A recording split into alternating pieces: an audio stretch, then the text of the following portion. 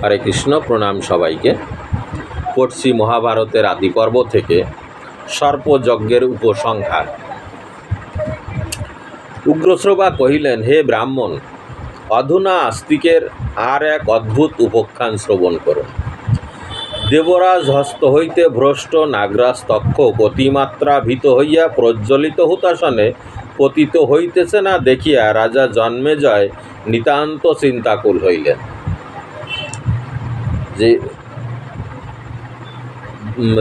তক্ষক উপরে ওখানে আটকে আছে, সে আর নিচে নামছে না, এটা দেখে রাজা জন্মেঞ্জয় অবাক হলেন এবং চিন্তিত হলেন।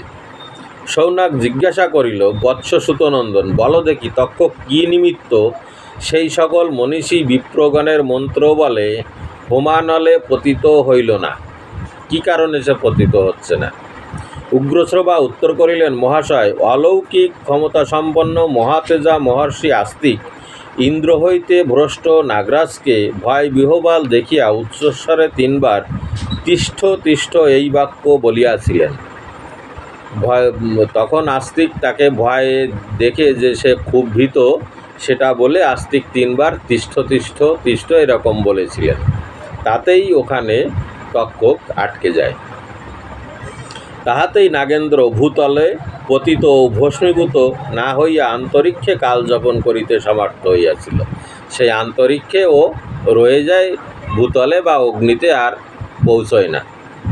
তদনন্তর রাজা সদস্যগণের প্রবর্তনা পরতন্ত্র হইয়া আস্তিককে অভিলাষিত বরদানপূর্বক কহিলেন, নিবৃত হও। তখন রাজা বাধ্য হয়ে তাকে বর দিলেন এবং বললেন যে হ্যাঁ, আমার সর্পসত্র যজ্ঞ নিবৃত্তি হোক, সর্পকুল নিরাপদ হোক, আস্তিক ঋষি প্রসন্ন হন এবং সেই সুত বাক্য সত্য হোক। অর্থাৎ সেই যে ব্যক্তি তখন যজ্ঞ আরম্ভ সময় এসে বলেছিলেন যে যজ্ঞে বিঘ্ন ঘটবে, সেই ব্যক্তি বলল যে তার মঙ্গল হোক এবং তার কথা সত্য হোক। আস্তিককে এই বর দেওয়াতে সমাগত জনগণ মুক্তকণ্ঠে জয়ধ্বনি করিতে লাগিল এবং যজ্ঞ নিবৃত্তি হইল। রাজা প্রীতমনে ঋত্বিক ও সদস্যগণকে প্রার্থনাদিক অর্থদান দ্বারা সন্তুষ্ট করিয়া বিদায় করিলেন। পূর্বে যে লোহিতাক্ষ সুত এক ব্রাহ্মণ সেই যজ্ঞের অন্তরায়স্বরূপ হইবেন, এই কথা উল্লেখ করিয়াছিলেন, ভূপতি তাহাকেও বিপুল ধন দান করিয়া দীক্ষান্ত স্নান করিলেন, অর্থাৎ তাকেও সম্মানপূর্বক শব্দ দান করলেন। পরিশেষে অসন বসন প্রভৃতি নানাবিধ দ্রব্য সামগ্রী প্রদানপূর্বক আস্তিককে প্রতিষ্ঠ করিয়া গৃহে প্রেরণকালে অতি বিনীতভাবে নিবেদন করিলেন, মহাশয়, আমার অশ্বমেধ যজ্ঞে আপনাকে সদস্য হইতে হবে। তখন জন্মেজয় আস্তিককে বললেন যে আপনাকে কিন্তু আমার অশ্বমেধ যজ্ঞে আপনাকে সদস্য হতে হবে।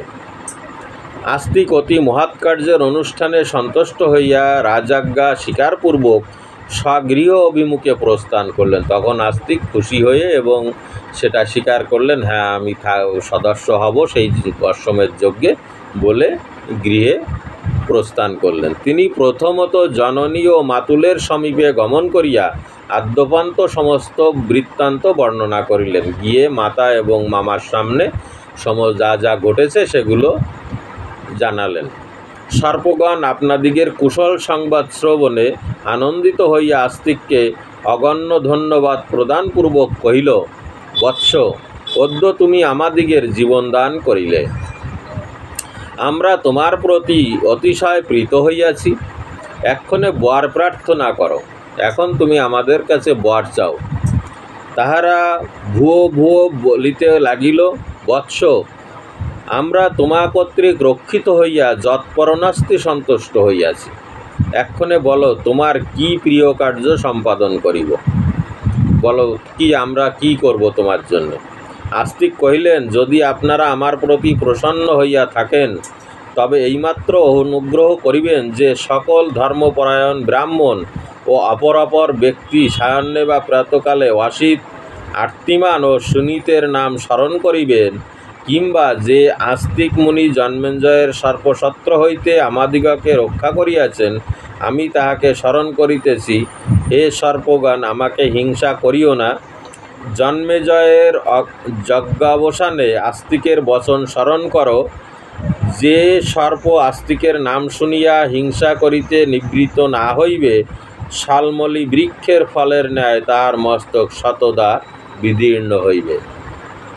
অর্থাৎ যারাই এই ঘটনা স্মরণ করবে, তাদেরকে যদি তোমরা কেউ দংশন করো, তাহলে তোমাদের মাথা হাজারো চূর্ণ বিচূর্ণ হবে। এই ধর্মাপখ্যান পাঠ করিবেন, তা আপনারা তাহাদিগের কোনো অনিষ্ট করিবেন না। সর্পেরা প্রসন্ন মনে আস্তিকের প্রস্তাবে সম্মত হইয়া উত্তর করিলেন, হে ভাগিনেও, আমরা কদাচ তোমার প্রার্থিত বিষয়ে অন্যথা আচরণ করিব না।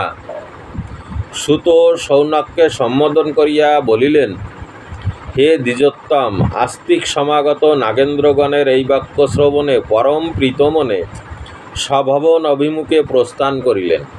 কিয়ৎকাল পরে তিনি পুত্র পৌত্রাদি রাখিয়া লোকযাত্রা সংবরণ করেন। হে ভৃগুত্তম, আপনার পূর্বজ প্রমতি স্বীয় পুত্র রুরুর কৌতুক নিবৃত্তির নিমিত্ত আস্তিক উপাখ্যান যেরূপ কীর্তন করিয়াছিলেন, আমি তাহা অবিকল বর্ণনা করিলাম।